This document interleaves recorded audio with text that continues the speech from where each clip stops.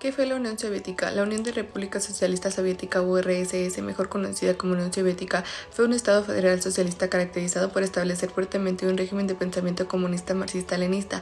Fue una superpotencia del bloque socialista que existió en la mayor parte de Europa Oriental y el norte de Asia desde 1922 hasta 1991. Su origen se remonta al año de 1917, durante la Revolución Rusa, cuando el zar Nicolás II fue derrocado por la revolución de los bolcheviques y se estableció un Estado socialista en las regiones que se había sido el Imperio Ruso, pero formalmente se creó el 29 de diciembre de 1922, cuando una confederación de delegaciones enviada desde Rusia, Ucrania, Transcaucasia y Bielorrusia aprobó el tratado, siendo de esta manera que se creó oficialmente la enorme Unión Soviética, la cual tuvo gran participación en la política económica global y cultural, y fue protagonista de grandes guerras de la historia, tales como la Segunda Guerra Mundial, la Guerra Fría y la crisis de los misiles.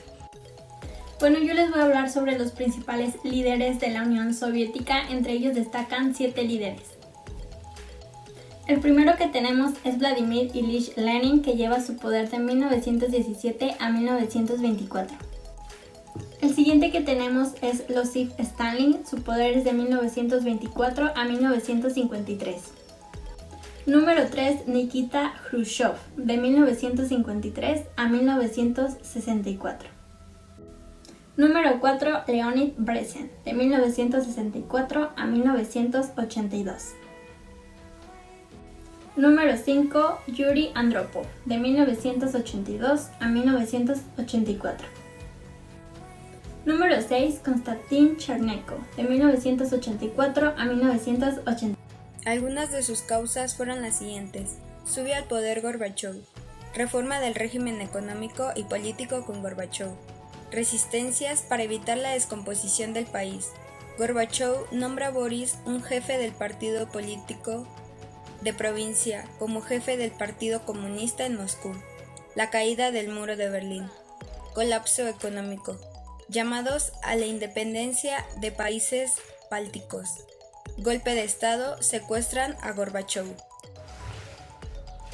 Como es evidente, la Federación Rusa fue la más afectada por la rápida desintegración de la URSS a finales del año de 1991, tanto a nivel político, económico y militar. No obstante, esta desintegración no cambió el hecho de que Rusia seguía teniendo el potencial militar suficiente para amenazar a cualquier país del mundo, inclusive a Estados Unidos.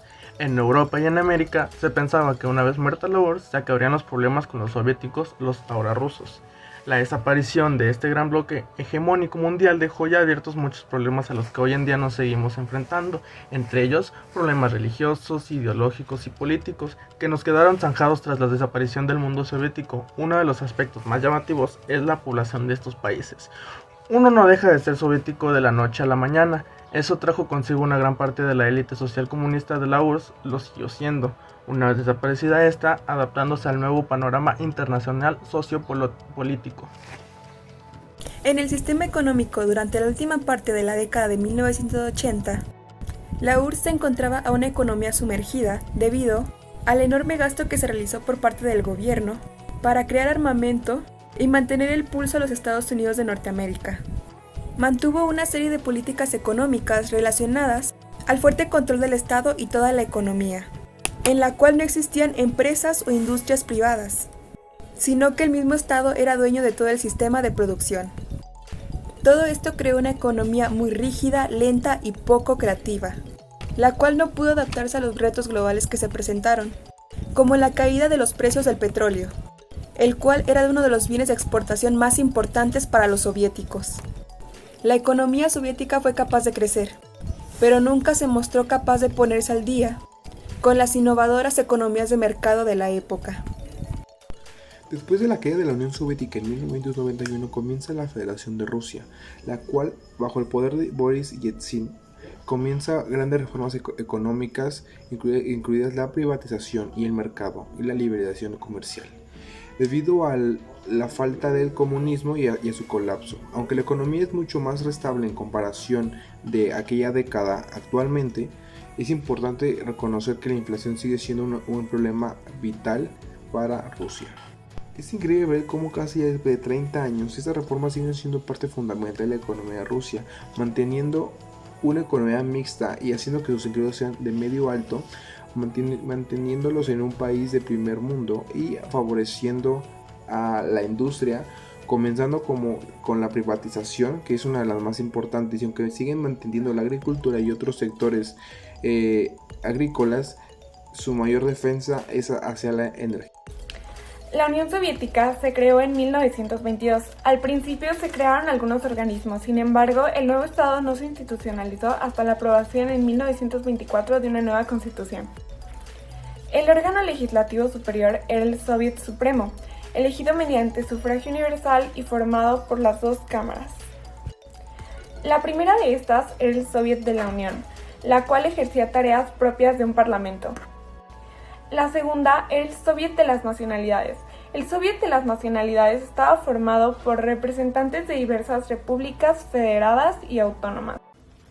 Estas fueron 29 organizaciones, las cuales la URSS creó en ese entonces.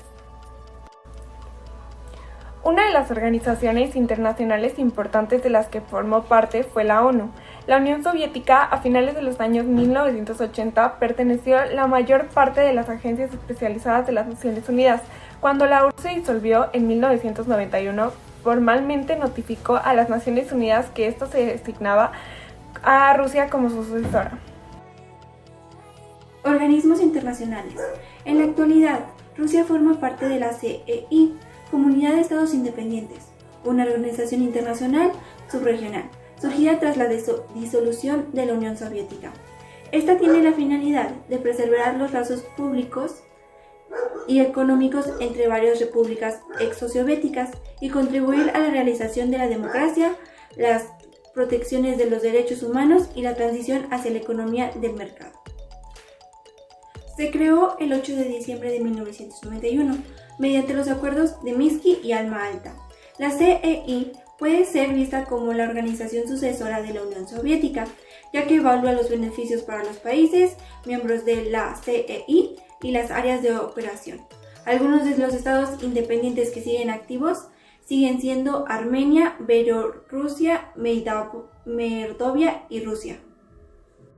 La cultura de la Unión Soviética pasó por varios cambios desde su existencia y el Estado soviético apoyó las instituciones culturales, pero también llevó a cabo una estricta censura.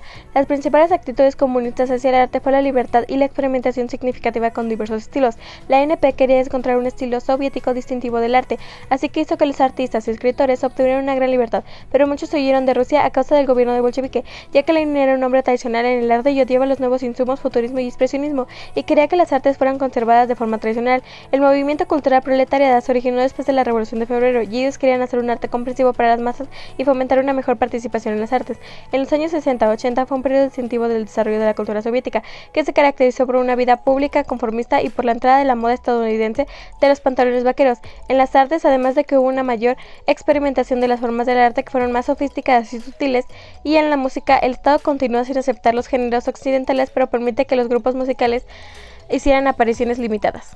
Hablando de la educación, la URSS logró crear un sistema educativo ambicioso. Se desarrollaron guarderías y quintes a los que se les llamaba los brotes del comunismo, en los que se les inculcaba este sentido de patriotismo. Para finales del siglo XIX, el 21% de la población era analfabeta, por lo que se lanzaron campañas que lograron para 1940 que muchos adquirieran habilidades básicas de lectura. Para los 50 hubo más apertura que los alumnos asistieran a clubes e hicieran servicio social.